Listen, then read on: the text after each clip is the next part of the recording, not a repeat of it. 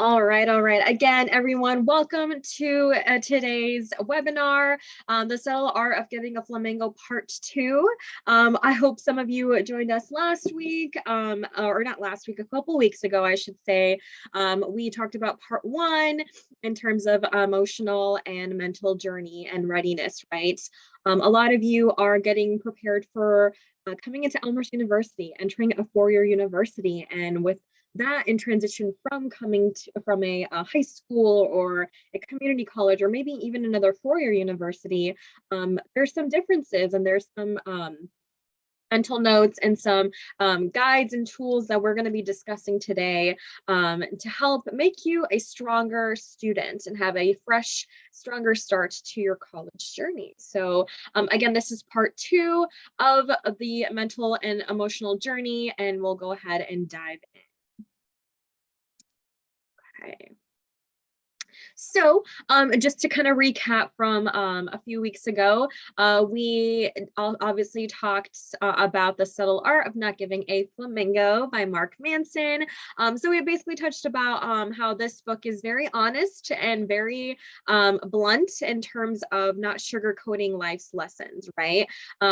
The subtle arts of not caring too much in life in terms of the not sweating the small things and focusing on what truly matters, right? A couple weeks ago, we highlighted tools and ways to measure success, right? And how we do that. We talked about making a vision board and how to keep, keep a journal where you can track some of your healthy habits, right? A couple weeks ago, we also talked about numbing patterns, right? So what does that look like? We talked about scrolling through social media. We talked about binge watching too much TV, stuff like that. And of course, we highlighted on a more academic level, preparing for the college transition. So how to just mentally and emotionally get yourself prepared for this new amazing journey that you are all about to embark on. Now, today's webinar, we will be highlighting scheduling, all things schedule.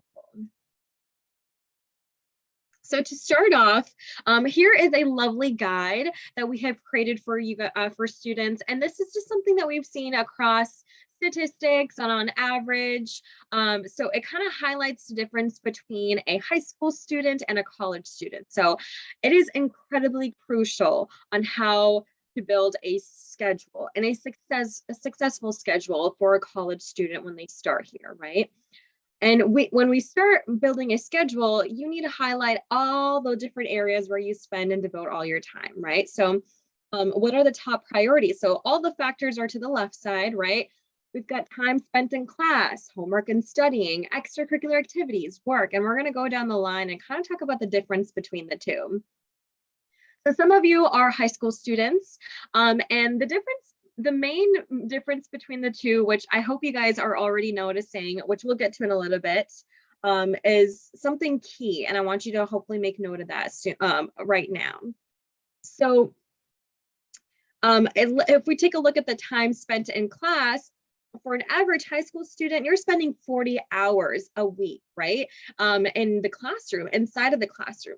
Versus a college student, you're only spending 12 to 16 hours a week in the classroom, right? 12 to 16 semester hours is typically on average a full-time student's course load. So that means you're spending 3 to 5 classes a week. That's how many classes you're taking throughout the week, right? Versus in high school, you're taking the same 8 classes every single day. So the amount of hours you're spending in class is very drastic compared to high school and college. Next factor, homework and studying, right? So on average, high school students spend about 7 to 15 hours a week studying versus a college student spends 24 to 36 hours studying outside of the classroom throughout the week, right? So there's a clear difference there. Extracurricular activities, high school students spend 6 to 20 hours. College students, 5 to 10 hours, right? So you can see there's a bit of a difference there too, not too large. And then lastly, what I want to primarily highlight is work. So on average, we have high school students who are working 10 to 15 hours a week, whether that's at their local library or coffee shop or ice cream shop. For college students, an average is probably around 20 hours, right? Maximum, I would say. Not really average, because obviously you're a student first and foremost. So here at Elmhurst University, you can have a work study job, and all you need to do is devote 5 to 10 hours a week. But students still have outside jobs outside of campus. So 20 hours is kind of what we wrote down. And then here in the green, we highlighted additional factors that we want you to take into account. Right? So professional development. Here we're highlighting internships and service projects and the volunteer experience, right? How much do you devote in that? Typically, high school students, don't have too many internships and when they're going through their journey, versus college students are probably going to have a lot more hours back. Social time. Are you a social butterfly like I am, right? Do you spend a certain amount of time throughout the week or the weekends meeting up with your loved ones and your friends and going out? Or do you spend more time, me time, and focusing on your hobbies? The last little factor I wanted to highlight, right? So hobbies such as playing video games, playing a sport, that could also fall in extracurricular activities, no matter, depending on how, committed you are. Painting, right? I absolutely love to paint. Exercising, stuff like that would fall into the hobbies category, right? And oftentimes I see a lot of students have more hours as a college student because they get to split up that time. So earlier when I mentioned in this slide, there's a clear difference between high school students and college students. And that key factor is that you're going to spend more time as a high school student inside the classroom and less time doing all the other things outside the classroom, versus when you're a college student, you're going to spend very little time in the classroom and all your time outside of the classroom, right? 24 to 36 hours a week. That sounds about right. Compared to 7 to 15 hours a week, right? So this is probably the most drastic difference between a high school and college student. That's the whole transition process, right? High school student, you are put in these classrooms to be taught and learned and working with professionals like your teachers, like your coaches, and so forth on how to be a successful student.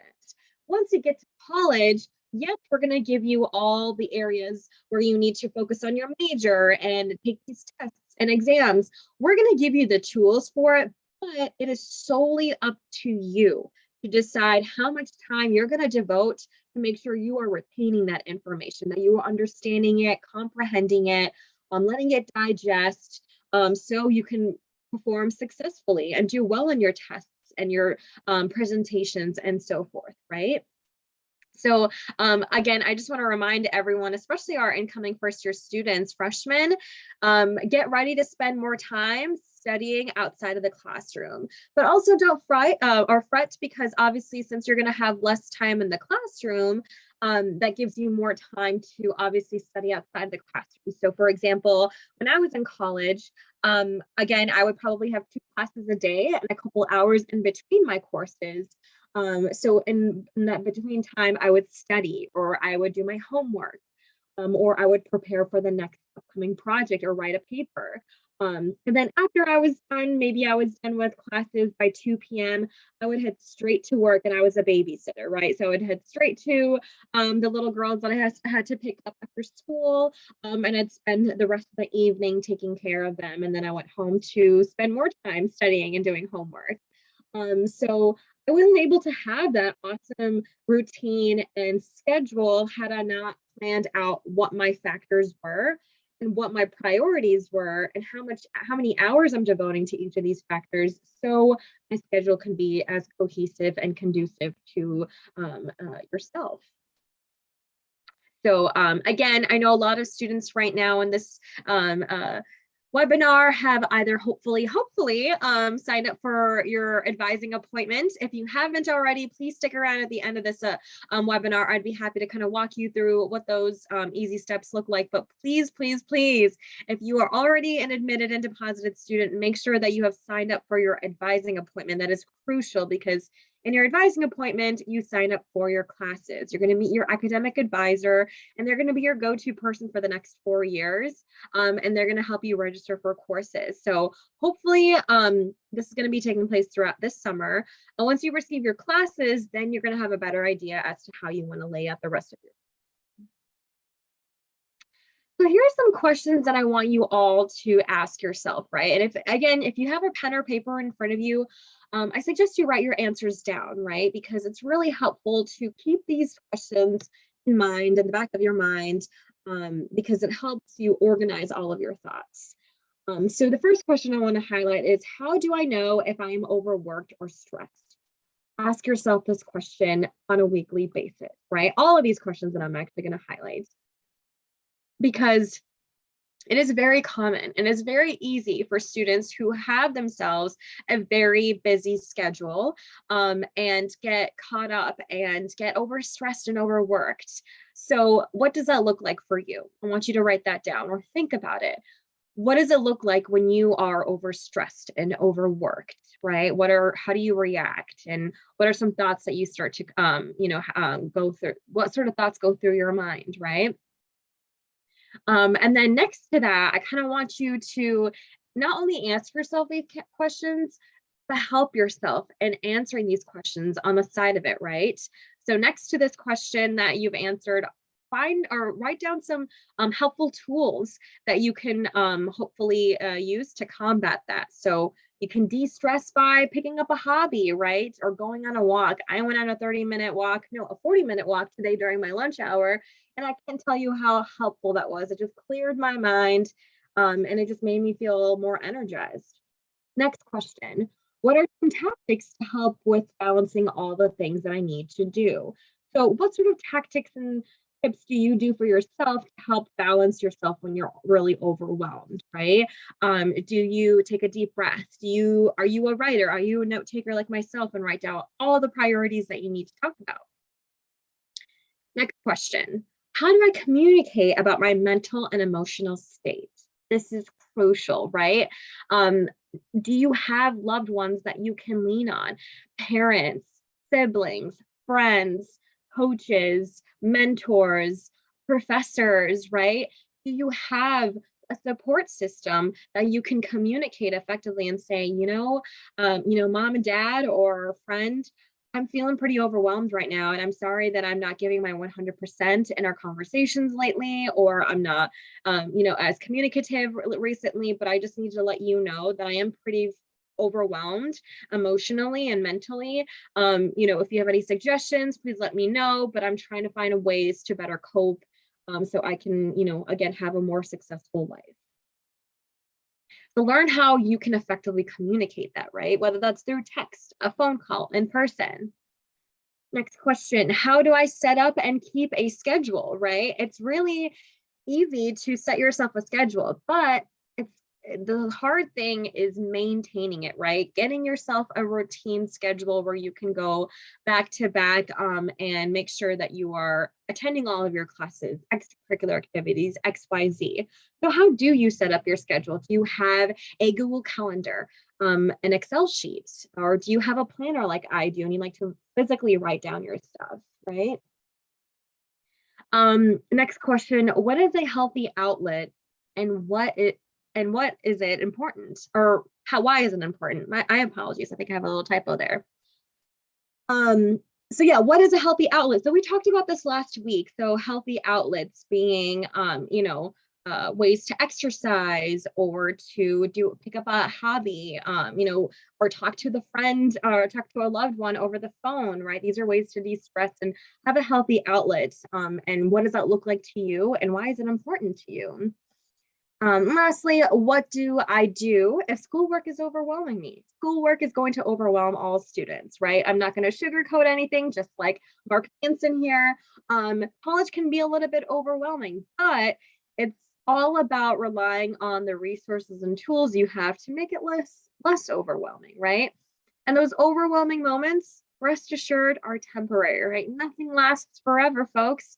So you're going to have those little moments where you feel a little overwhelmed, and all you have to do is pick yourself back up, lean on those resources that you have, and hopefully you can get back on track, right? So definitely continue to ask yourself these questions on a weekly basis, because it will truly help you feel more grounded and help you understand what you need to do to be not only more grounded, but successful and keep yourself sane. Next slide, managing your schedule and figure out what works best for you. So these are the 5 little friendly reminders that I know helps me tremendously, helps my colleagues, helps my current students at the moment. So I highly recommend you write all this down or take a picture of this slide, because it is very helpful. First and foremost, if you're a paper versus digital person, if you like to write things down physically, like I mentioned, I'm a huge planner gal, right? You can't really see my little planner here, but I love having a physical planner for myself, because I get to just I get the satisfaction of just crossing off each priority and task one by one. You know, that helps me. That makes me feel better, and it's something that if it's in front of me, I'm going to always look back on it, right? So if it's right in front of me, I'm going to remember it, and I'm going to make sure I cross it off my list. Some people are more digital folks, right? So you love going on Google Calendar or Outlook Calendar and blocking yourself those tasks, or having a virtual notepad or sticky notes, and kind of just writing your little tasks, having a task bar, and then completing those tasks one by one, right? So find what works best for you. I'm a little bit of both. I lean a little bit more on paper, but I do also have a digital task bar. So find what works best for you, and find it now so you can easily implement that once comes fall. Google Calendar and Outlook. So I already kind of touched base on that, but I love blocking out times, right? So some days I have a lot of reading to do for work, right? Reading college applications. So I will block out 2 hours of my day where I am just devoting my time to that, right? And I'm telling myself that that's all I have to focus on.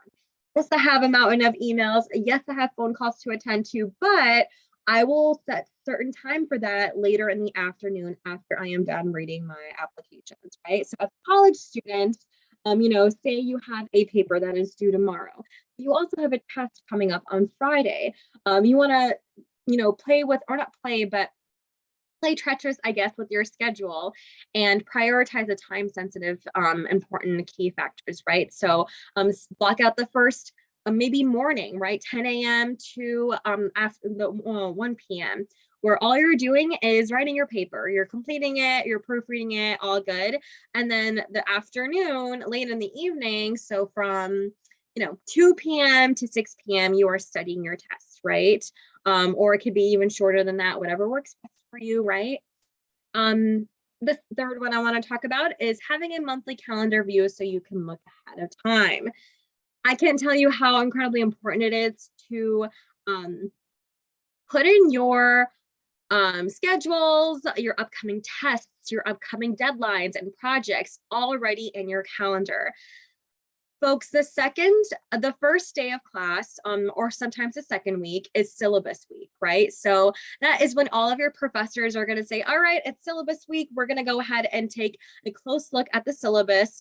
And normally in the last few pages, it highlights the timeline of the entire semester. So it highlights when your projects are due, when your tests are, quizzes are, all that good stuff. And automatically, I will go ahead and write it down in my handy dandy planner and in my Google Calendar, right? So on my phone calendar, I rely on that a lot when it comes to deadlines and appointments. So that was something that I never did in high school, but when I got to college, you better believe I was using my Google Calendar on a daily basis, right? So write down your deadlines, you're approaching deadlines as soon as possible. Even if you want to allot specific studying time, do that as well too. The more organized you are and you set your time weeks in advance, months in advance, the more organized you're going to stay. 4, sticking to the same sleep schedule. Sleep is incredibly important. I'm going to repeat that again. Sleep is incredibly important, folks. It is crucial for you all to get your sleep I can't tell you how many studies have shown that lack of sleep causes stress. Lack of sleep also causes negative activity and makes you perform negatively or poorly in your tests or in your curriculum or even in your job or in your, extracurricular activities. So not having enough sleep truly does add a negative domino effect to the rest of your factors in life, right? So make sure you're got a good sleep schedule. I know for some folks, 6.5 hours is enough and they feel truly fueled up. Or I know some people who need their full 8 hours, or some folks who need 10 hours, right? Find out what works best for you and stick to that schedule. And lastly, set reminders for yourself, right? If you know that you have to be studying from this hour to the next hour, and the next hour you have to start writing your paper, set yourself an alarm. I can't tell you how many alarms I have on my phone. You guys will probably make fun of me. I have a lot of alarms on my phone, but guess what? They really help me, right? So setting those reminders, even heck, if you want to take a quick nap, I can't tell you how many times my friends during undergraduate, we were doing sometimes pulling all-nighters, or sometimes we were just having a really long day of just punching through a paper, and we needed each other's assistance and help. But we need to take breaks. So sometimes they would take quick 30-minute naps or 10-minute naps and set themselves those alarm clocks, right? So you can set yourself those reminders to make sure you relax. But also set yourself reminders. For me, I always set myself a reminder, 30 minutes before I have important meetings. So in case I need to prep or I need to get everything prepared, anything like that, everything is in front of me, right? So set yourself those reminders. Okay. Healthy outlets, right? So we kind of talked about this already, but I want you to ask yourself, what is a healthy outlet? Why is it important? And let's talk about numbing patterns versus healthy outlets, right? So we touched base on this a lot last week, what those healthy outlets are, whether that's exercising, feeding yourself good food, right? So, and also food brain, right? Are you meditating? Are you, finding ways to release your stress from your mind? Physical activity, are you going on walks? Are you, swimming or running or finding some sort of physical activity that gives you relief? And why are those key things important, and how to differentiate numbing patterns versus the healthy outlets, which we're going to get to in this next slide. So healthy outlets, I want you all to think about what yours are, right? So the examples that I wrote down, like I said, was exercising, right? That's really huge for a lot of students. Journaling. So if you're a big writer, journal, right? Write your heart out. Whether that's, thoughts that are keeping you up at night, or thoughts that keep you happy, or sometimes where you just want to de-stress but not really talk to anybody. It's nice to just write it all out in a journal, let the journal do all the listening. So it's nice to do that, right? Have no judgment. It's just between you and the notebook. Art, right? I love to do anything art related. That is truly my healthy outlet. I paint little canvases, little plant pots. So I'm staring at them right now. I do resin art. So I make little coasters and earrings for loved ones, right? So I find a lot of pleasure and joy in doing that, and a lot of relief when I'm doing that. So that's really fun too. Playing music. Who out here is a huge music fan, right? Do you guys listen to, classical music or R&B or pop, rock, whatever it is? Do you go to concerts? Do you play an instrument, right? Comment down below if you're a big music person, and if you are, what your favorite genre is, or if you play an instrument, what your favorite instrument is. Spending time with the pet. I'm telling you, I'm obsessed with my cat. Yes, I have a cats, I should say. And I feel like they're my therapy cats. They're so soft and sweet, and it's just so nice to have a cuddly companion, right? I know a lot of folks are huge dog folks or have lots of pets they go to feel happiness and feel that relief. And that's truly a really wonderful, healthy outlet. And cooking is another example. You know, my little brother loves to cook. Every Thanksgiving, he makes the whole spread, Thanksgiving turkey, chicken pot pie, stuffing mac and cheese. My mouth is getting watery talking about it. So, you know, that's his relief. He gets very happy knowing that he gets to cook, which is a specialty, and then watching people eat, it makes him super happy too. So right now, I want you to comment down below what your specific healthy outlet is. And it could be more than one. It could be something that's on this list right now or something that's not even on this list. Just kind of share with everyone else what your healthy outlet is, right? And hopefully you stick to that. Awesome. Yeah, I love that's awesome to hear, Michael. I am also a huge Disney fanatic. I love listening to classical Disney music soundtracks. It's really great for studying. And then the dangers, if anything, in access. So obviously, while all of these healthy outlets are phenomenal, you also want to make sure that, you know, you are not trying, you know, overdoing them or accidentally doing something that's bad for you, right? So last time we talked about spending too much time on social media or turning to, you know, substance abuse or stuff like that. You want to make sure that what's not good for you is not part of the healthy outlet, and you know how to differentiate those. Okay. All right, I'm loving these. Everyone's healthy outlets that we're talking about, watching movies and shows, doing stuff on Adobe Illustrator, taking walks, talking to friends. I am with you, Michael. I absolutely love doing that. That's really interesting that you do, that you spend time in Adobe Illustrator. That's really cool. Hopefully you get to take a couple art classes here and really use it to your advantage. Juan, you mentioned talking to therapists on the phone when they're available.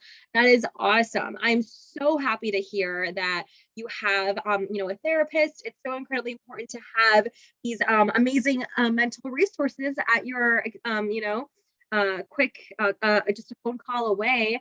It's so nice to just talk and rant and just kind of vent out your thoughts because you feel more refreshed, right? After having a really nice venting session, you feel a little lighter and that you can really tackle the rest of the world. So thank you so much for sharing. I really appreciate it. That's awesome.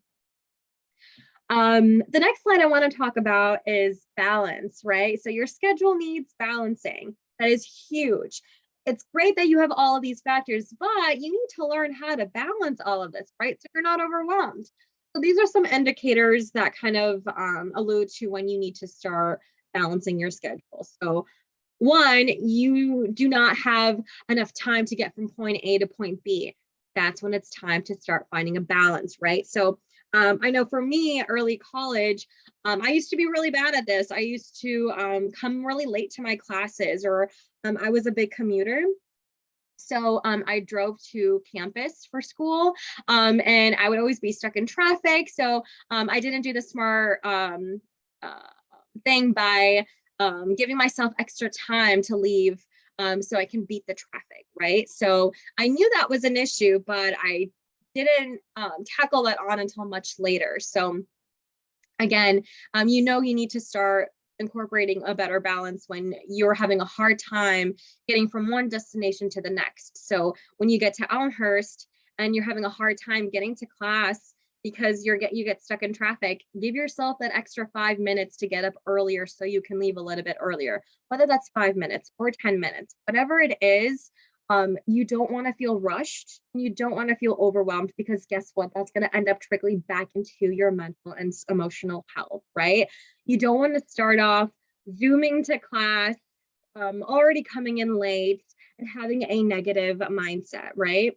Because that's going to really just trickle and be a negative effect for the rest of your day. Versus if you come in early or on time, you're going to feel so much better knowing that you did yourself a service by coming in early, giving yourself that gracious time to get from one destination to the next. So definitely think about that when you come to Elmhurst.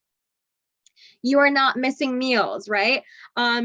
Sometimes students get so caught up in their studying and classes that they start to forget to eat. Do not do that. That is not good for you. That's not good for your physical health, your mental health. it is incredibly crucial that you are feeding yourself.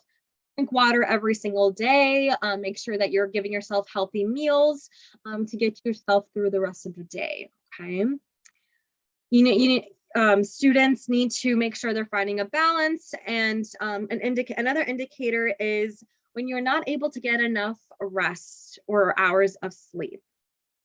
If you're finding yourself spending way too much time studying or way too much time watching Netflix, or doing something that's not beneficial for you, and it's bleeding into your sleep schedule, then we need to start moving things around, right? We need to start moving things around because sleep is incredibly important. That is when we charge, just like your phones, right? You guys plug it in the charger so you can use it for the rest of the day.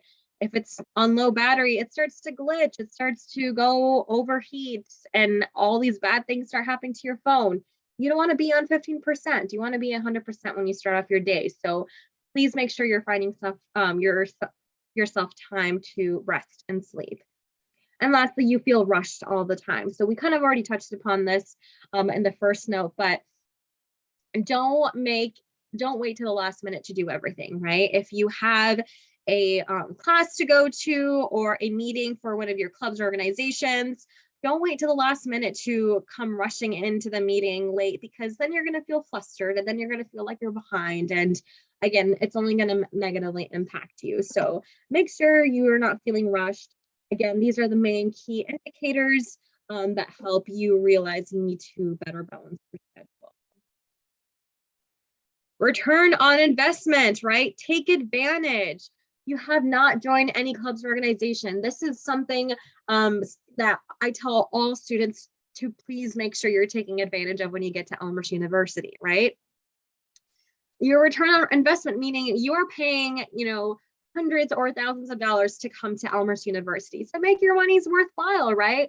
Join these clubs and organizations that are going to help you in a professional way, that are going to help build your leadership skills, build your professional experience, build your resume, right? Where you can stand out a little bit more when it comes time to applying to full-time jobs, because you've got that experience being the president or the captain or a member of, one of the clubs organizations we have on campus. Second, go to class and then when students go to class and then go home and you don't spend any time on campus. I don't want to see any of that, right? Don't just come to Elmhurst, go to class, and then leave and do nothing about it. That is not what college is about, okay? I really, really, really want to emphasize on this. Please don't do that, right?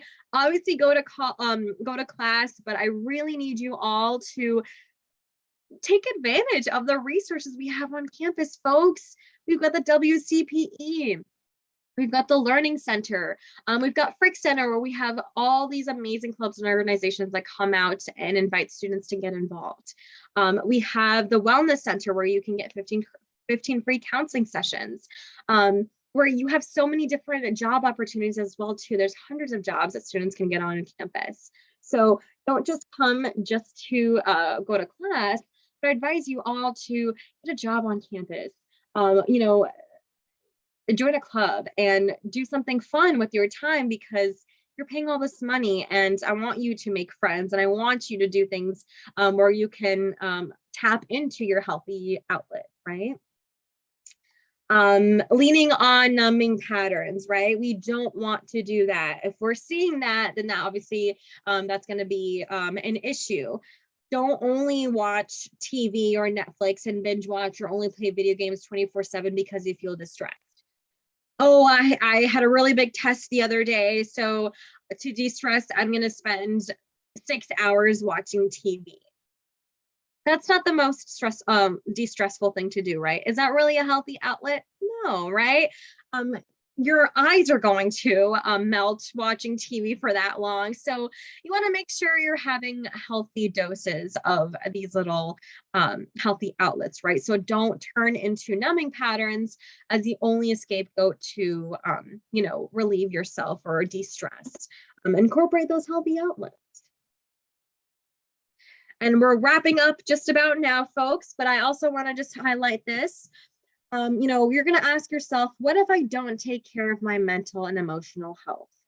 the consequences, folks, will start to arise. They will start to come through before you can even, sometimes your loved ones, your professors, your classmates, they will notice that you're not taking care of your emotional and mental health before you do, because it will start to bleed in to the rest of your work, right?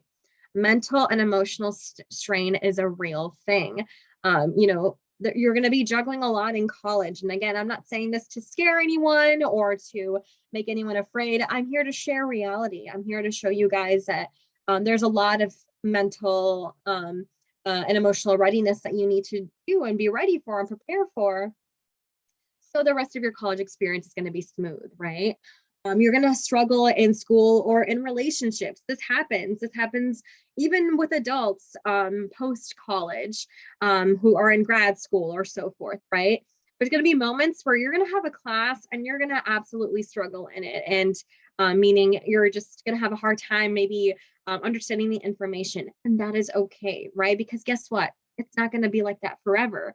You have to find healthy ways to seek help by going to the tutoring center, going and taking advantage of those office hours that your professors offer, leaning on a friend who can give you a better explanation of the chapter that you just recently learned, or just spending extra study hour time to reteach yourself, right? I just named 5 options at the top of my head that can prevent struggle from becoming longer, right? Struggles are very temporary. They're never infinite, right? No struggle is infinite. There's always an end to a struggle. And a lot of those ends could be caused by all those awesome resources and support that we have here at Elmhurst University, right? There's going to be relationship problems, whether that's within your friend group or, romantic relationships.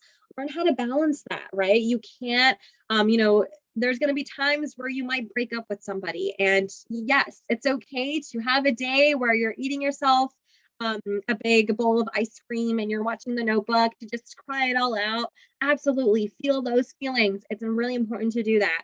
But you want to make sure that you're not just sulking in that forever, right? For the rest of the semester, where it's going to affect your schoolwork or extracurricular activities. You don't want that to happen, right? And that's when I will say lean on, resources, the wellness center, talk to friends, find clarity and find closure, right? Because this can bleed into the rest of the areas. Stress, for example, right? Stress is truly it's tough. It is very tough to escape, but it's really helpful to implement healthy outlets and stronger resources to make your life less stressful, right? So having a therapist, talking to them always is really helpful. Having weekly hangout sessions with your friends, right? I know for me, every Tuesdays I go out with my friends and we have this religious talk. We go to a religious group and afterwards we go to Chinatown and get some bubble tea, right? So it's something that I look forward to every week. It really helps de-stress myself because we get to vent, we get to laugh, we have a good time. So it's really important to find those ways to de-stress, whether that's weekly or daily, monthly, whatever it is, right? And I will say, if you are constantly on the stress cycle, it's going to bleed into the other areas of your life, right? I know some people, they grind their teeth when they sleep, right? And that can negatively affect your teeth. And, you never would have thought that stress can also lead to potentially, harming your teeth. So stress comes and bleeds into different areas of your life. Stress is hidden, right? You can't see it physically, but you can feel it. And once you start to feel it, I want you all to take a step back, reevaluate, take a deep breath, and lean on your resources. Be empowered by what you can control and know that you will always have ups and downs. So this is a fun little quote we wanted to add because, it is important to always acknowledge the now, be present. Know that whatever you can control is whatever is in front of you at the moment, and be empowered by that, right? Right now, I'm doing a webinar and I'm going to be empowered by that because I am very, this topic means a lot to me. I'm very passionate about it. And I really want all of these students, all of you guys, to feel prepared and knowledgeable and educated on this field. And this is what I can control in this very moment. Yes, I have a lot of factors that I have to deal with after this webinar, and I'm sure you all have too, right? Some of you might have a job, or some of you might have some studying to do, or some, other important things to do after this. But right now, you are seeking yourself some help. You are seeking yourself, gaining all this amazing knowledge to later apply to yourself, right? And be okay with the fact that you're going to have ups and downs. Yes, you're going to have a day where things are going to feel really, really, not so great. You're not going to feel good. But guess what? It's not going to be like that forever, because the next day is a new day and it's going to be an up day, right? So know that there's going to be ups and downs. And, I feel the more you're at peace with this statement, the better it's going to be to navigate the rest of college. Okay, wonderful. So at this time, I want you all to kind of reflect on what we talked about today. So think about any questions, comments, concerns that you have about, healthy outlets, leaning on loved ones when it comes time when you're overwhelmed, right? What sort of questions do we have? I'm going to go ahead and stop the recording button. So hopefully we can have a better discussion right now.